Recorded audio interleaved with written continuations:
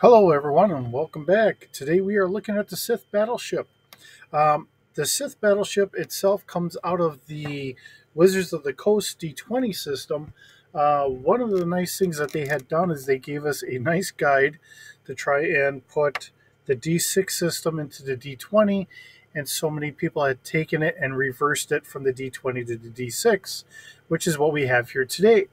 So, reading from Dark Side uh, the Dark Side source book here from the D20 system.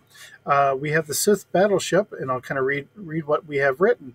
So, while the Sith, after Darth Bane, stressed stealth and secrecy, the ancient Sith challenged the old Republic in a war that carried the Sith Armada to Coruscant itself. This armada consisted primarily of troop ships, if I can speak here correctly, I'm sorry, and the Sith Battleship, a massive, heavily armored strike cruiser built to withstand the best the Republic could throw at it. Though the Sith were ultimately defeated and only one battleship escaped, eventually resurfacing on Yavin 4, for a short time, Sith battleships were the most fearsome power in the galaxy. Though fairly small, slow, and ungainly by modern galactic standards, the Sith battleship was capable of inflicting heavy damage from its two rows of blaster cannons and its close range concussion missiles.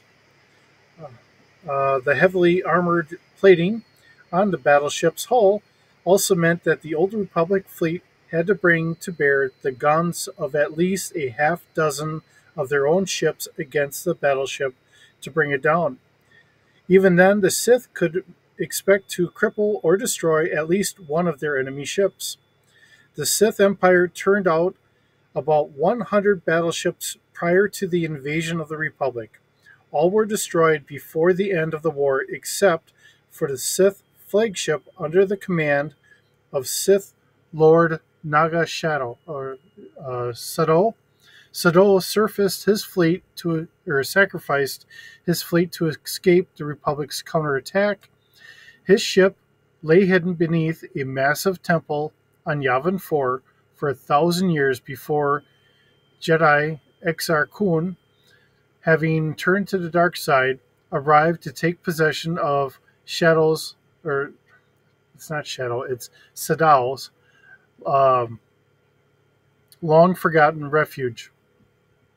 Exar Kun eventually used Sadao's flagship to escape Yavin 4 and wage war on the Jedi Order.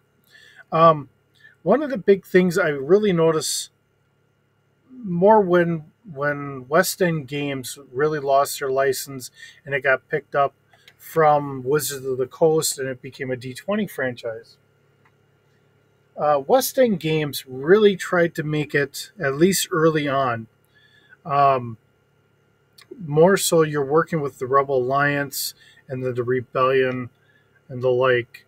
Um, if you are working with the Empire, at least initially, you could get all the weapons and all that stuff. But if you turned out to be a Dark Jedi, at some point you could lose your character. That was the direction that they had originally gone for, really trying to keep people more, let's, kind of save the so-called princess in a castle or whatever. Um, so things did take a darker turn for people that wanted to play the opposite side or whatever later on. Really, when we get Wizards of the Coast, then that becomes a bigger thing that starts coming up. All right, so what we have here is, of course, this is a Sith battleship. It's Sith aligned from the Old Republic. It is capital scale at 215 meters long. It only has a crew of 25, so it's a very small crew as far as the ship goes. Um, Converting things over, they gave it a crew skill of 60 and relevant skills. It can hold up to 850 passengers, typically troops. It can carry 5,000 metric tons of cargo, had enough consumables for everybody for 1 year. Um, let's see, we have a times 4 hyperdrive, which for the time frame that this was supposed to be out was probably pretty good, because you're talking about 1,000 years prior, and a hyperdrive of 12. So that's actually a pretty respectable backup hyperdrive, if I said that correctly. Yes, it does have a nav computer, being a warship of its own.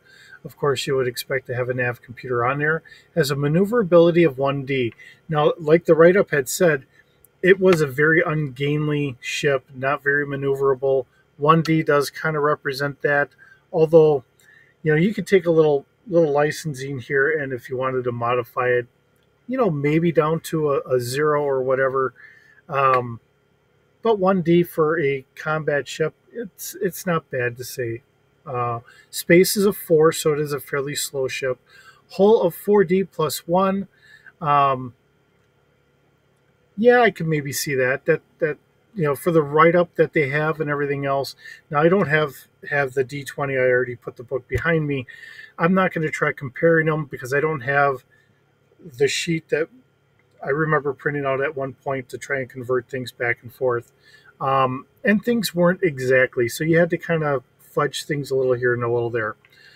All right, so when we look at our sensor package, we have our passive sensors, and they can go out 2.5 kilometers, and our active scan is 5 kilometers. Whoever had done this, I think I would have still put in our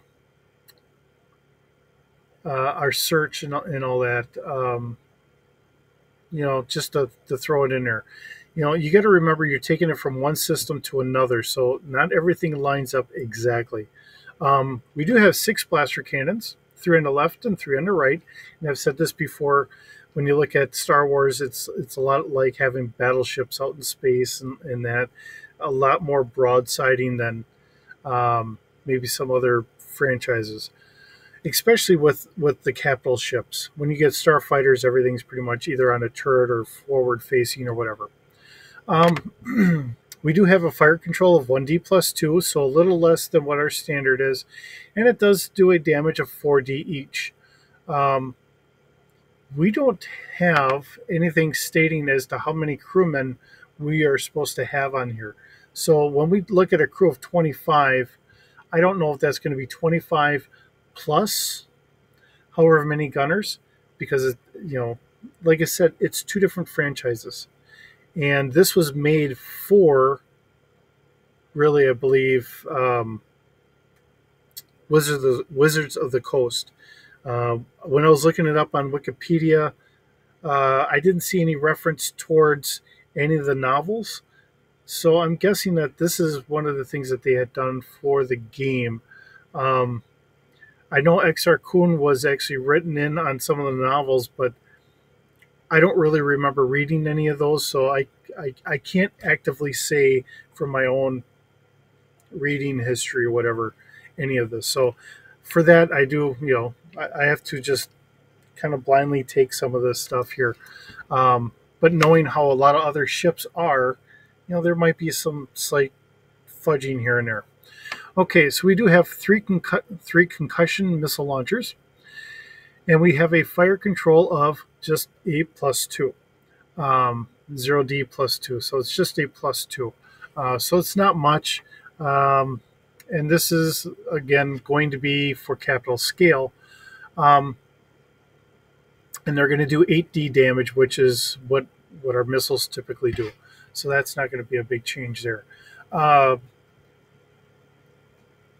It is an interesting design. Looking at this ship, some of the things that have been written about the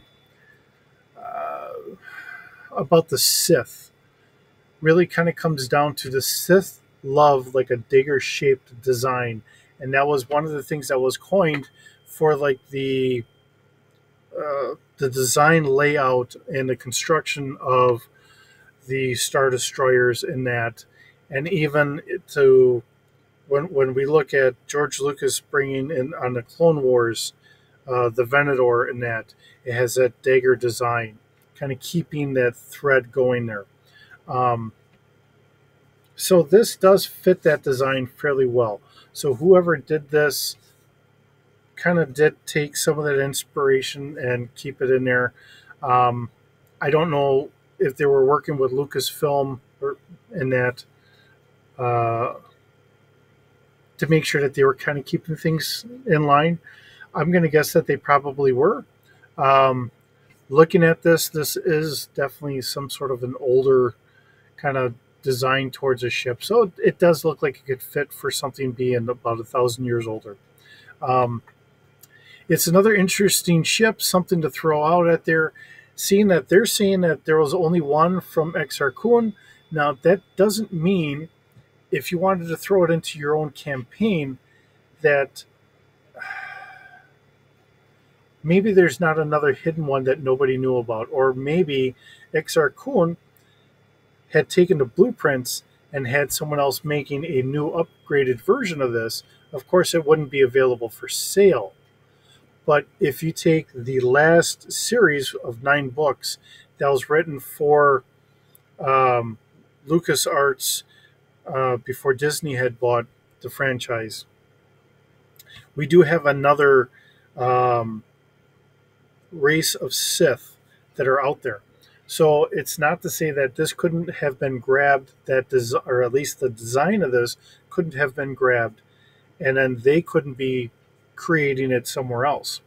Kind of like if I think about trying to get some other franchise ships in here, doesn't mean that some other race isn't building something along that line or whatever. And maybe that's a thought for another video or something. But bringing ships like this, things that we don't typically get to see, things that are just out there. That's what this is about. So, as always, I'm hoping you're enjoying this series. I'm always happy to bring it to you. We'll see you in the next video. Have a good one.